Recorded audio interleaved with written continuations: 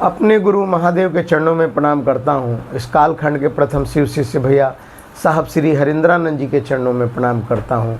शक्ति स्वरूपा माँ दीदी नीलमानंद के चरणों में प्रणाम करते हुए सभी गुरु भाई बहनों को मैं प्रणाम करता हूँ। एक हमारे सक्रिय गुरु भाई हैं और कहीं महोत्सव था, वहाँ गए हुए थे, तो वहाँ से जब लौटे तो मेरे से मिले तो बोले कि गुरु भाई मैं शिव गुरु मंच पे गया था, लेकिन मैं कुछ ज़्यादा नहीं बोल पाया, मैं पूरी तरह से चर्चा नहीं कर पाया, मुझे अधूरा अधूरा सा महसूस हो रहा था। जो कि मैं साप्ताहिक चर्चा में अच्छी चर्चा करता हूँ और घरेलू चर्चा में भी अच्छी चर्चा कर लेता हूँ, लेकिन पता नहीं क्यों वहाँ पे मुझसे बोला नहीं गया। तो मैंने सुना उनकी बातें तो मैं विचार करने लगा कि महादेव क्या चर्चा, अच्छा बोलने को चर्चा कहते हैं क्या? अगर कोई व्यक्ति अच्छा बोल लेता है तो उसको हम चर्चा कहेंगे क्या? ये बात मेरे मन में, फिर मैंने उनसे वार्तालाप किया। मैंने कहा गुरु भाई एक बात बताइए कि अगर इस शिव शिष्य परिवार में आप देखिए जो भी 9-10 करोड़ गुरु भाई बहन हैं, उसमें से 60-70% गुरु भाई बहन हैं जो बिल्कुल पढ़े लिखे नहीं हैं। जैसे कि हमारे माता पिता काफ़ी, मतलब उतना ग्रेजुएशन नहीं है वो लोग, तो क्या वो नहीं बोलते हैं? तो क्या वो चर्चा नहीं करते? वो अच्छी चर्चा उनकी नहीं है? हमारी मानसिकता, उनकी बातों से मुझे ऐसा लग रहा था कि हमारी मानसिकता ऐसी हो गई है कि जो व्यक्ति मतलब अच्छा बोल लेता है वो अच्छी चर्चा कर लेता है। और जो कि साहब श्री हरिंद्रानंद जी ने साफ कहा है कि आप बोलने से शिव शिष्य नहीं हो जाएंगे। आप अच्छा भजन गा लेते हैं, उससे अच्छे जो है कि भजन गायक नहीं हो सकते हैं। आप अच्छी बातें गुरु की कर लेते हैं, उससे शिव शिष्य नहीं हो सकते हैं।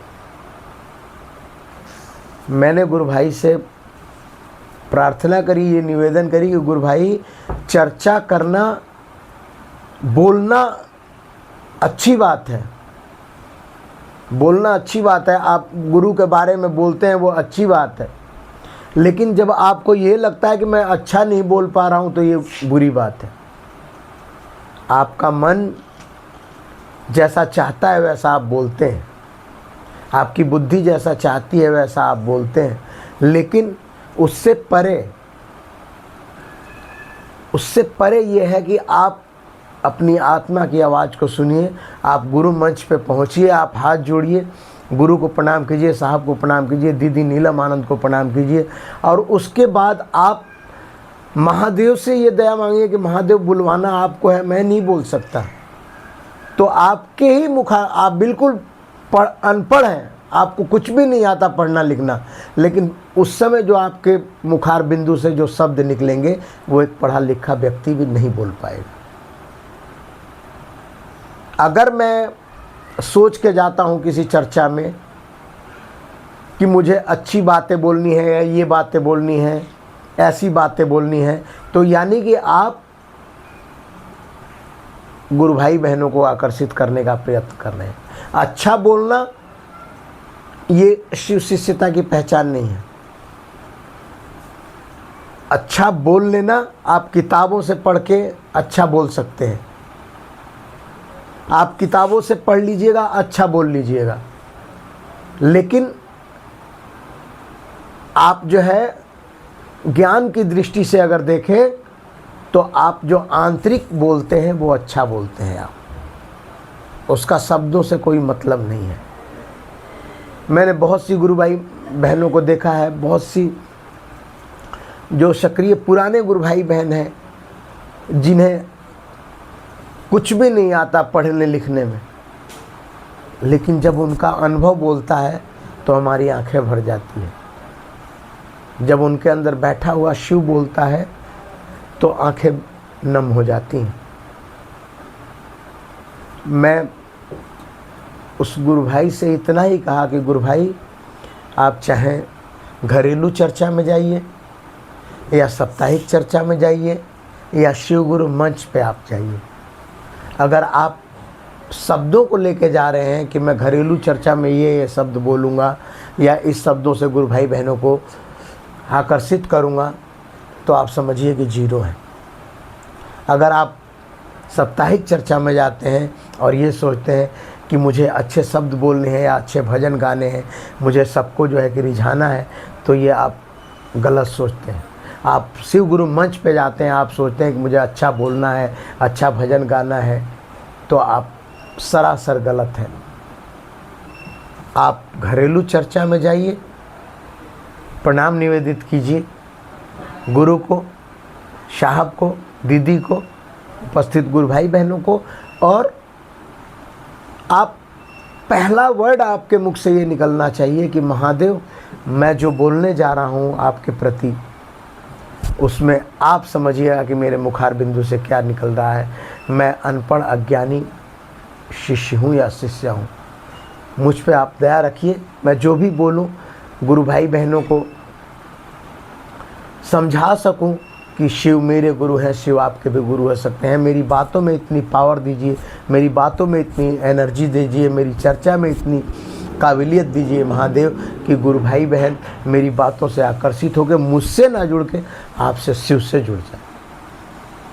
ये घरेलू चर्चा हो, चाहे आप साप्ताहिक चर्चा हो, या कितना भी शिव गुरु का बड़े से बड़ा मंच हो। और एक बात और बताना आपको चाहूँगा कि जो भी गुरु भाई बहन अच्छा बोलते हैं, ये भी आपसे मैं क्लियर कर देना चाहता हूँ कि जो भी गुरु भाई बहन शिव गुरु मंच से अच्छा बोलते हैं, तो वो ये सोच के नहीं जाते हैं कि मैं शिव गुरु के मंच पे ये बातें बोलूँगा। वो ये सोच के जाते हैं कि जो महादेव मुझसे बुलवाएगा वो बोलूँगा, और महादेव उनके माध्यम से अच्छी अच्छी बातें निकलवाता है और लोग आकर्षित होते हैं शिव गुरु के प्रति और उस गुरु भाई बहन के प्रति।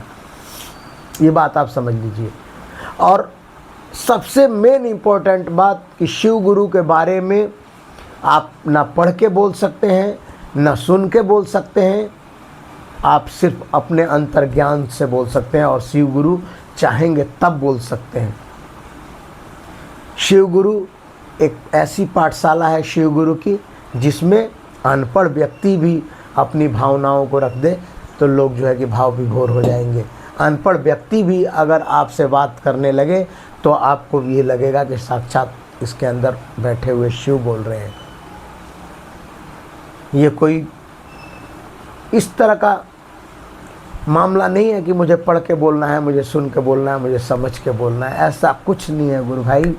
मैं और सभी गुरु भाई बहनों से मैं ये प्रार्थना करता हूँ, निवेदन करता हूँ कि आप जब भी जिस किसी भी मंच पे आप जाइए, आप अपने गुरु से दया मांगिए, साहब से दया मांगिए, दीदी माँ से दया मांगिए, गुरु भाई बहनों को प्रणाम निवेदित कीजिए, और सबसे पहले ये कहिए कि महादेव आप मेरे गुरु हैं, मैं जैसा भी बोलूँ आपकी बदौलत बोलूँ, मेरे पास कोई ज्ञान नहीं है, मेरे पास कोई शब्द नहीं है।